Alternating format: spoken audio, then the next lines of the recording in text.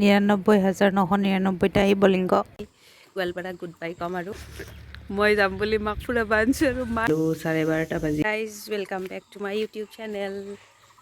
কি ধুনীয়া আমি ৰাতিপুৱাই যাব ওলাইছোঁ গোৱালপাৰা। আজি ফাইনেলি গোৱালপাৰা গুড বাই কম আৰু এয়া মা আহি আছে এইফালে। মায়ে বাছত উঠিলে টোপনি মাৰে, ভিডিঅ'টো দেখিলে গালি পাৰিব বাৰু, হ'লেও ভিডিঅ' কৰি থৈছোঁ। আজি মানে আমি নলবাৰীৰ পৰা গোৱালপাৰা গৈ আছোঁ এতিয়া। যি হওক নহওক ধুবুৰী বাছত উঠি এই সেউজীয়া দৃশ্যবোৰ বহুত মিছ কৰিম। আগতে এনেকুৱা দুফালে আছিলে, আজিকালি 4 লেন বনোৱাৰ পৰা প্ৰায় কাটি দিছে। শাল গছবোৰ প্ৰায় নাই। এইটো মানে গোৱালপাৰা টাউনত যোৱা ৰাস্তাৰ ভিডিঅ'। এইফালৰ সেনেকুৱা ভিডিঅ' কৰিব পৰা নগ'লে সেইকাৰণে সেইটোৱে লগাই দিছোঁ। গাড়ী এখন ভাড়া কৰি লৈছোঁ। আমি এতিয়া গোৱালপাৰাত যিখিনি ফুৰিব লগা জেগা আছে সেইখিনি ফুৰিম, ফুৰি পিনে ঘৰত যাম আৰু। ফাৰ্ষ্ট ঠাইটো গৈছোঁ ৰাংচাপাৰা, যিটো অসমৰ একদম চাফা গাঁও বুলি চাৰ্টিফাই কৰা হৈছে। এয়া সোমোৱাৰ লগে লগে আগিয়াৰ পৰা 5 কিলোমিটাৰমান যাব লাগে। মানে বহুত চাফা, এটা মানে পাতো পৰি থকা দেখা নাযায়। আৰু এইখন হ'ল গাঁওখনত সোমোৱা গেটখন। বহুত ধুনীয়া, বহুত চাফা কৈছোঁ, সঁচাকৈ বহুত চাফা মানে। আৰু এনেকৈ সোমাই গৈ থাকিলে দেখিবই একদম ক্লিনেষ্ট ভিলেজ কাৰণে একদম নাম যেনেকুৱা সেনেকুৱাই চাফা আৰু। ক্লিনেষ্ট ভিলেজ অফ আছাম, বহুত চাফা। ফুল চুল ৰুই থৈ দিছে আৰু মেইনটেইন কৰা আছে। এণ্ট্ৰি ফিজ লোৱা নাই দেখোন, কিয় বা?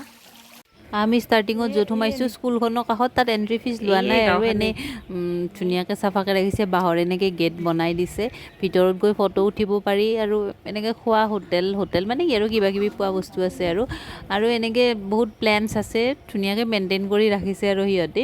তাৰপিছত আমি মানে মেইন যোনখন মানে গাঁও আছে আৰু সেই গাঁৱৰ ফালে গৈছোঁ, য'ত মানে সিহঁতে নিজৰ ঘৰতে এনেকুৱা পাৰ্ক টাইপৰ বনাই থৈ দিয়ে। আৰু ইমান চাফা, চাৰিওফালে ডাষ্টবিন আছে, এনেকুৱা বাঁহৰ ডাষ্টবিন। আৰু গাৰো মানুহবিলাকে এনি টাইম চাফা কৰি থাকে, এটা গছৰ পাত পৰিব দিয়া নাই। চাওকচোন, গাৰো মানুহবিলাকে চাফা কৰি আছে। আমি মানে য'ত গৈছোঁ, ড্ৰাইভাৰ খুৰাজনৰ মামাহঁতৰ ঘৰ, তাত আমি গৈ আছোঁ, দেখাম বাৰু। তাতো এনেকুৱা পাৰ্ক টাইপৰ বনাই থৈ দিছে। এণ্ট্ৰি ফিজ 10 টকা লয়। আৰু ছাইডত মানে মানুহৰ ঘৰ থাকে। আমি অকল এক ঘৰ তাতে গৈছোঁ, মানে এনেকুৱা বহুত ঘৰ আছে। আৰু এনেকৈ খোৱা কিবা কিবি বস্তু পায়, সেইবিলাক খাব পাৰি। আৰু এনেকুৱা পাৰ্ক টাইপৰ মেইনটেইন কৰিছে আৰু বহুত ধুনীয়া হয়। এইজন ড্ৰাইভাৰ খুৰাৰ আইতা, ড্ৰাইভাৰ খুৰাৰ দেউতাকৰে হ'ল 90 বছৰ, আইতাৰ 110 বছৰমান হৈছে চাগে। তাৰপিছত এইজন ড্ৰাইভাৰ খুৰা, তেখেতৰ নিজৰে 60 বছৰমান হৈছে। আইতাকে পূৰা হেল্ডি চেল্ডি খাই কাৰণে চাগে 110 বছৰমান আছে আৰু বহুত বয়স হৈছে। আৰু এই তেওঁলোকৰ ঘৰৰ কাষতে এখন পাৰ্ক, আৰু এয়া ট্ৰি হাউচ আছে। তাৰপিছত এনেকুৱা ফাউণ্টেইন আছে। দেখিছে চাওকচোন, ইমান ধুনীয়া। চবেই আহিছে আৰু এনেকৈ মানুহ আহিছে, পূৰা পাৰ্ক টাইপৰ ফিল আৰু এনেকৈ গৈ পিনে ফটো উঠিব পাৰি। বহুত ষ্ট্ৰংকৈ বনাইছে, সিহঁতে নিজে বনাইছে বোলে। এনেকুৱা কালাৰ চালাৰ কৰি থৈ দিছে আৰু। ৰেডি হৈ আছে আজি।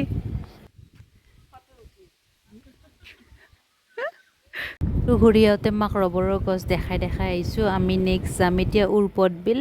এয়া এখন এণ্ট্ৰি গেট আৰু গেট টাইপে, দেখিব ধুনীয়াই হয়, খালি বহুত গৰম আছিল। মই যাম বুলি মাক ফুৰাব আনিছোঁ আৰু মায়ে গাড়ীত খালি ঘুমটি মাৰি আছে, এনে এই চাহ নাই। আপোনালোকে হয়তো জানে যে উৰপদ বিলক সংৰক্ষিত কৰা হৈছে, ৱাইল্ড লাইফ চেঞ্চুৰী হিচাপে ঘোষণা কৰা হৈছে। কাৰণ ইয়াত বহুত মাইগ্ৰেটৰী বাৰ্ডছ আহে আৰু বহুত এনেকুৱা ফুল চুল তাতে পোৱা যায়। আৰু চাওকচোন, এতিয়া ধুনীয়া হৈছে। বৰষুণ পৰিলে আৰু ধুনীয়া হ'ব। বহুত ৰ'দ আছিল কাৰণে আমি বেছি নুঘূৰিলোঁ। এৰিয়াটো বহুত ডাঙৰ হয়। মায়ে বোলে ইয়াতে মৰ্ণিং ৱাক কৰিলে ডায়েবেটিছ ভাল হৈ যাব। মৰ্ণিং ৱাক কৰিবি ইয়াতে। তাৰপিছত আমি গোৱালপাৰাৰ একদম ডাঙৰ কালী মন্দিৰটোত গৈছোঁ, গৈ পিনে সেৱা চেৱা কৰি আহিছোঁ। মানে তাতে আগতে এটা ভিডিঅ' বনাইছোঁ, এই শ্বৰ্টছ এটা আছে, সেইকাৰণে বেছি বনোৱা নাই আৰু চালে চাব পাৰে। বহুত ধুনীয়া হয় আৰু সকলোৱে মানে বহুত মানে শক্তি আছে। তাৰপিছত আমি শ্ৰীসূৰ্য পাহাৰত গৈছোঁ। মানে মায়ে দেখা নাছিল, মই এবাৰ গৈছিলোঁ বাৰু। সোমাই এনেকুৱা দীঘলীয়া ৰাস্তা আছে, এনেই ভিতৰলৈ যাব দিয়ে আমাক বাৰু। সেইদিনা কিবা মিটিং আছিল কাৰণে গাড়ীখন অকণমান দূৰতে পাৰ্ক কৰিব দিছে। এনেকৈ দুয়োফালে সোমাই যোৱা ৰাস্তা। আৰু এইটো হ'ল সূৰ্য মন্দিৰ, তাত গৈ চাকি তাকি জ্বলাব লাগে। আৰু আমি ফাৰ্ষ্টতে যোৱা নাই, আমি ফাৰ্ষ্ট মানে এইটো বহুত আগৰ দিনৰ পুখুৰী আৰু মন্দিৰৰ মানে ভগ্নাৱশেষ পোৱা গৈছে আৰু মানে ভঙা টুকুৰা সেইবিলাক পোৱা গৈছে। আমি তাত গ'লোঁ এবাৰ, গৈ পিনে চালোঁ এইটো সেই আগৰ দিনৰ ৰজাৰ দিনৰ পুখুৰী আছিল আৰু ইমান গৰম আছিল সেইকাৰণে আমাৰ বেছি ঘূৰিবও মন নাছিল। বুদ্ধ নহয় কিবা স্তূপা মানে এইটো, আমি ওচৰত নগ'লোঁ ইমান গৰম কাৰণে।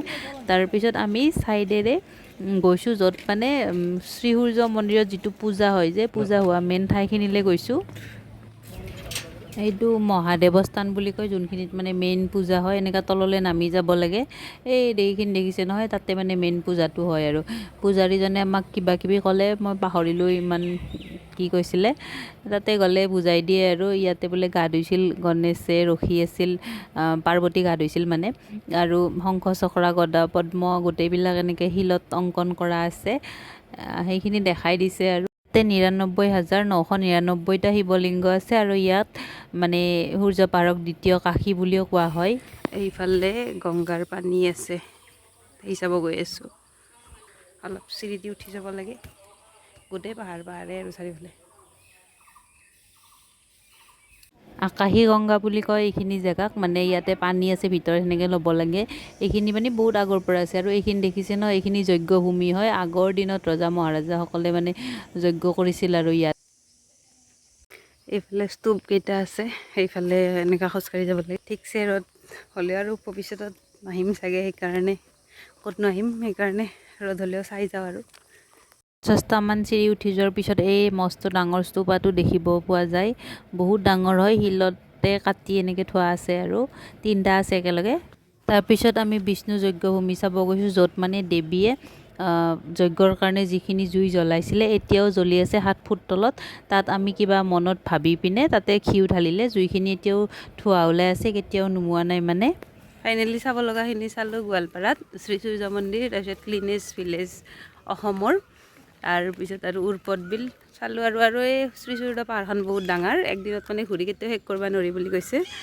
আৰু আমি অলপ 1 ঘণ্টাৰ মানত গ'লোঁ আৰু ভাগে ধৰি যায়। চাৰিওফালে চিৰি ব্ৰহ্মপুত্ৰও দেখা পায় বোলে, আৰু বহুত মন্দিৰ আছে আৰু মন্দিৰত আমি ইমান যোৱা নাই, কেইটামানত গৈছোঁ।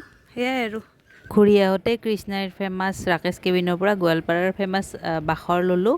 লৈ পিনে আমি তাৰে এখন ৰেষ্টুৰেণ্টত ভাত খালোঁ, বাঞ্চাৰ নেকি, মানে সেইখন বহুত ফেমাছ হয়। তাতে খাই পিনে পেটৰ বেমাৰো হ'ল বাৰু, ইমান মছলা। পিছত মোৰ ৰুমত আহিলোঁ, মোৰ বহুত মেমৰি থকা ৰুমটোক ফাইনেলি গুড বাই দিম। মায়ে বেক কৰি আছে পূৰা। এইটো মোৰ মৰমৰ ৰুম আছিল। আমি আহি পালোঁ, 12:30 বাজি গ'ল। ড্ৰেছ পাতি চেঞ্জ নকৰাকৈ পূৰা ভাত বহাই আছোঁ, কাৰণ তাহাঁতৰ ভাত খাই যাব লাগে।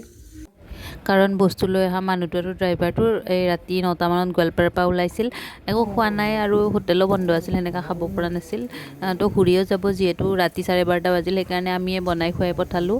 গোৱালপাৰাৰ সিহঁতে ঘূৰি গৈছে, ৰাতি সিহঁতে খালে আৰু খাই ৰাতি 2টা বাজিলে প্ৰায়, ৰাতি 2টা বাজিল 1:45, আৰু আগদিনা 4টাৰ পৰা সেনেকৈ আছোঁ ৰেষ্ট নোলোৱাকৈ।